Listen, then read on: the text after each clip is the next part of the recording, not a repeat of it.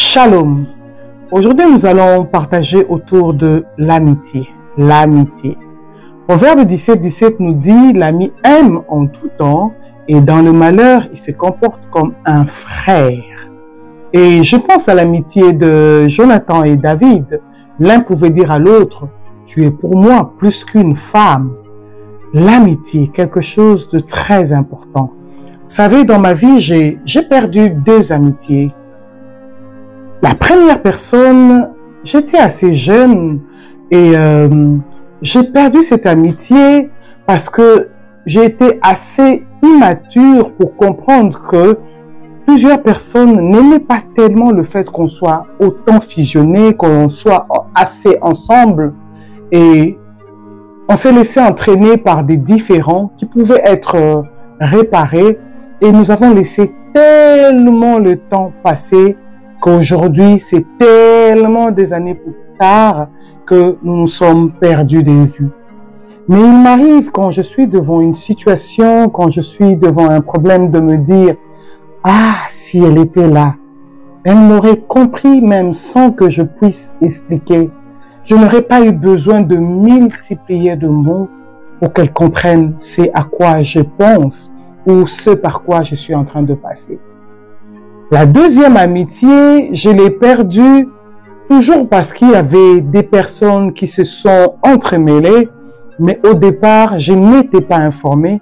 Le temps que je comprenne qu'il y avait de problèmes, il y avait des situations où des gens tiraient des ficelles, c'était déjà assez profond et le fossé était tellement grand que on ne savait plus que faire pour réparer. Pourquoi je suis en train de dire ces choses? De nos jours, il y a un constat.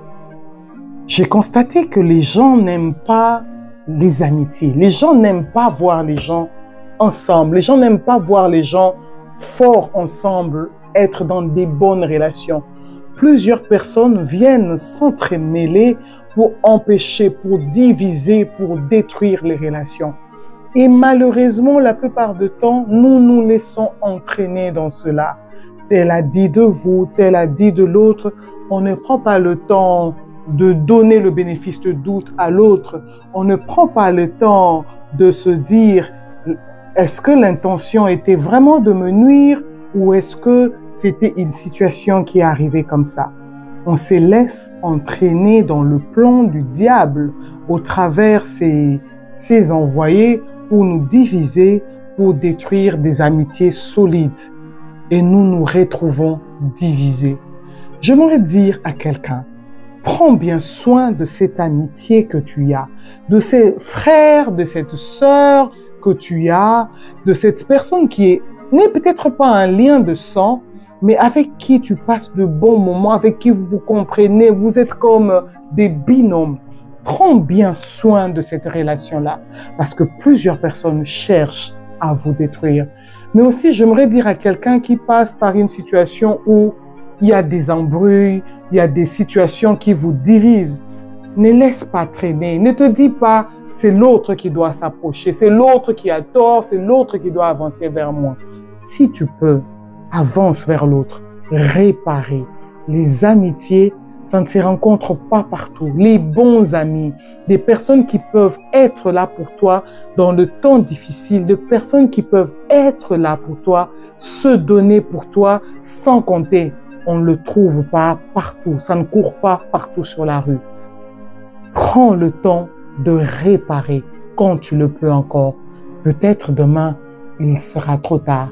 Est-ce que tu peux en commentaire parler à un de tes amis, une personne qui t'est chère, pour dire « Je tiens à toi, que personne ne détruise cette amitié que nous avons. » 1. Ne laissons personne détruire les amitiés. 2. Si vous êtes dans les embrouilles, prenez le temps de réparer avant qu'il ne soit trop tard. L'ami aime en tout temps et dans la détresse, il se comporte comme un frère. Et c'est là, ça ne court pas partout. Prenons soin de nos amitiés. Que Dieu nous bénisse.